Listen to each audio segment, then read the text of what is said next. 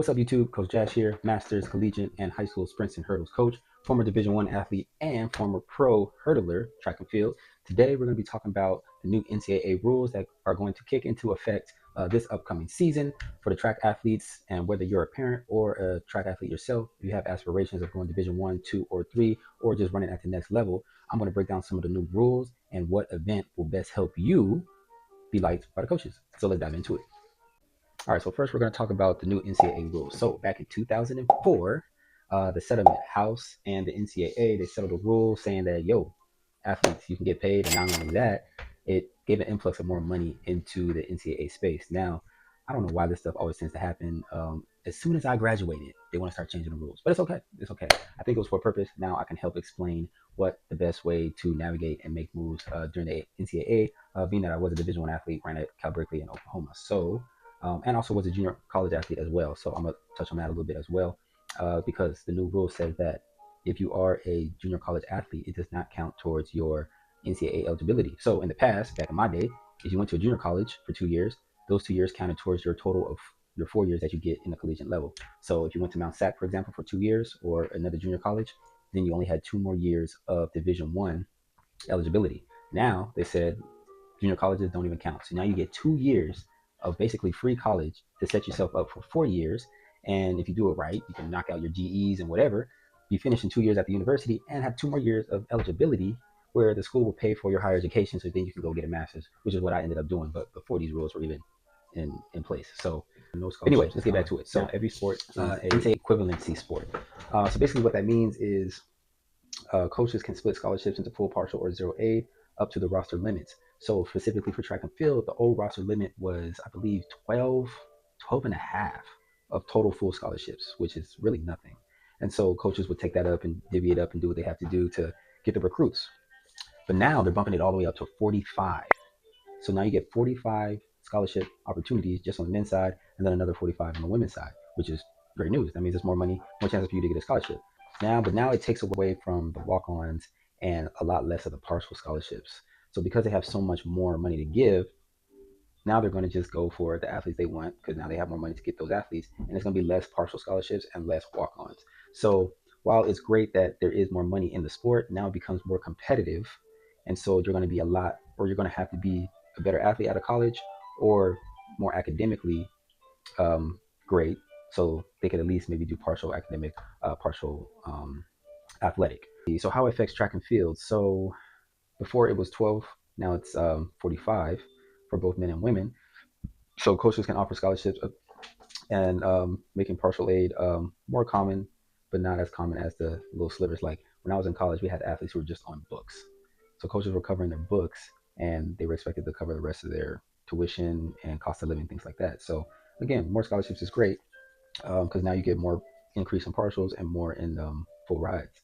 Now, what I really wanted to focus on is, so while it's great we get all these scholarships, now how can you best secure your spot? Well, I think hurdles just got a bump in how much more valuable it becomes in track and field. So I believe already hurdlers is one of the most sought after athlete because a hurdler can sprint, but a sprinter can't hurdle. And so in the NCAA world, coaches, when they recruit athletes, of course they want athletes who are fast, but they also want athletes who are going to score at conference. So if you have a hurdler who can score in conference in the hurdles and also maybe first leg on your relay, 4x4 maybe, or even in an open sprint, then that adds more value to you as the athlete, which then gives more value to the coach and the university. So if you're able to score more points, then you are more likely to get recruited by a school. So with the new rules now, because they're giving out more scholarships, I believe coaches, if they are smart, will go after hurdlers more so than sprinters because one, there's less good hurdlers around, and two, sprinters are they're everywhere. Like you can get a sprinter anywhere, but hurdling could be a place where there's not a lot of competition because not a lot of people do hurdles. And if you can do hurdles, then that means you can also sprint.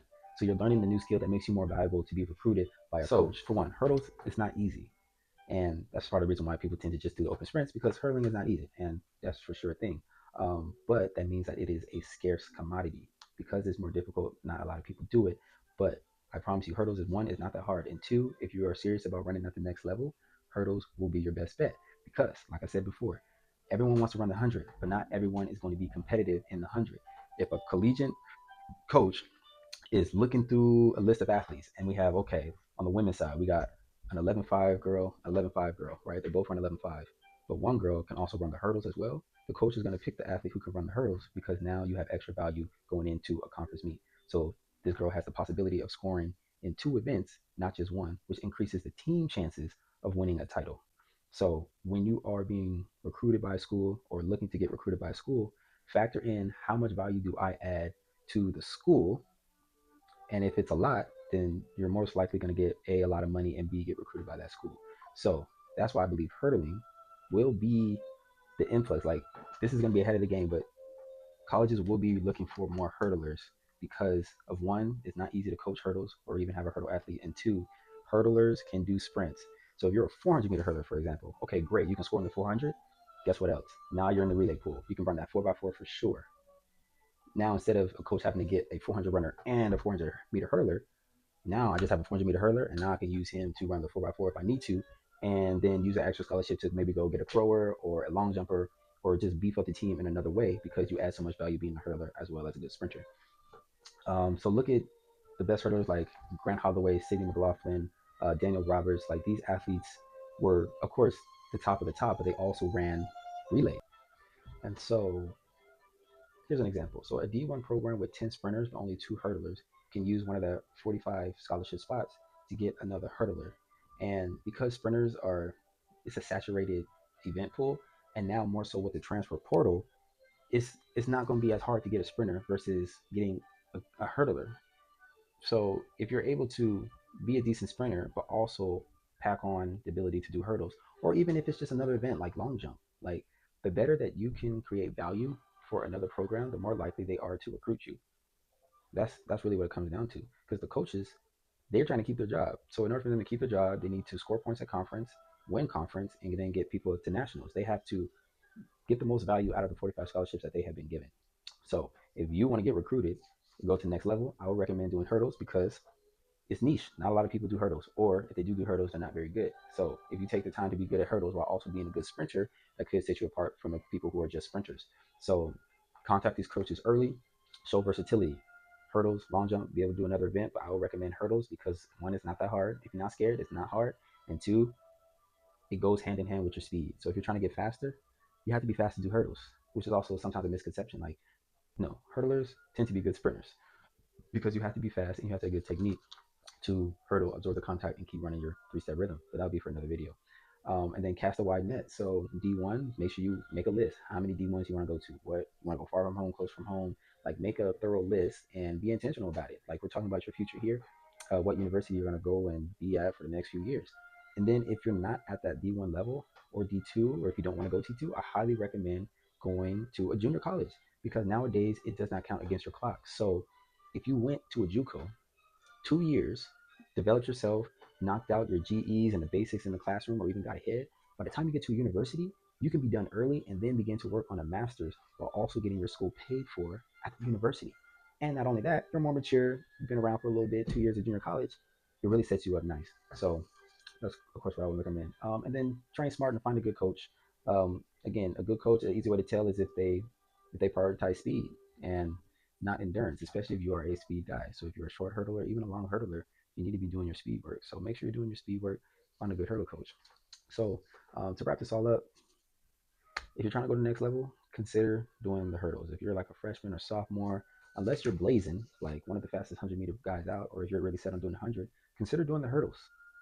It's not hard to learn, and I will be coming out with some courses too. You can also add me on Instagram. I post a lot of videos of just about drills and hurdle form, things like that. But hurdling is going to be the next commodity because as we get more saturated with the sprinters, the coaches are going to look, the coaches at the next level are going to be looking, how can I maximize my 45 scholarships? Okay, if I already have 10 sprinters, well, maybe I should get some hurdlers because then my hurdlers can also do sprints, but my sprinters cannot always do hurdles. And because hurdles is not a common event, of course, people want to run hurdles, but like to be good at hurdles, it's not a common thing. So, boom, scholarship paid for right there because you can run the hurdles and you can run a relay. You can run the hurdles and you can run 100. More value. Again, I'm going to end it with this. The more value that you can add to a program, the more money they're going to give you. Because if you can score a conference in multiple events, or not even score a conference, but just be able to do the event at a good enough level that the other team doesn't get to put their guy there, more likely to get a scholarship. Okay, so hope this helps somebody. Catch you on the next video.